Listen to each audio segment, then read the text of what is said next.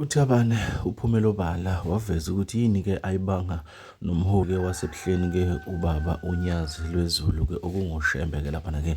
Abantu abaningi-ke bebelokhu bemhlokoloza ngemibuzo-ke bebuza ukuthi yini-ke waqapha umuntu omdala ngenhlamba noma-ke wakhuluma-ke ngalolu hlobo-ke laphana-ke ngomuntu-ke ongumholi omkhulu kangaka. UThabane-ke ukuveze kanje, nantu udaba awizwele.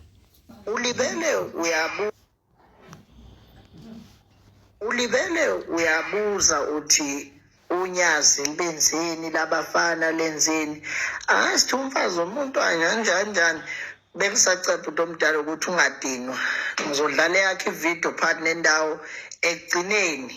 Namhlanje kunomfana wakaHlatshwayo, kunomfana wakaMakhanya kanye nalomfana okuthiwa umgibe wakaNongoma. Bathathu abamazi nokuthi uyini uShembe.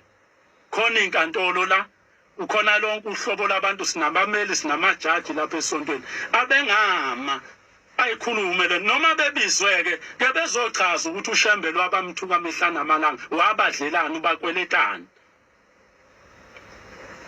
Njengoba ngishilo ngathi ekugcineni ngizobe sengikuphake le ebaluleke kakhulu lethi bengicela uNyazi lilethelwa 700,000 lo.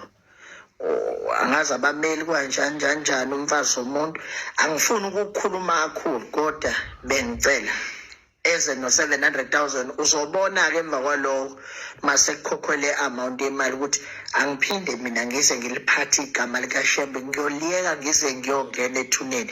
Nina nje amaNazaretha athi niyabuza ukuthi umenzeni uShembe, mina nginaka ngenze kona ngine-client la ngazo 700,000 kwanjani umfazi womuntu ngicela kuze wona.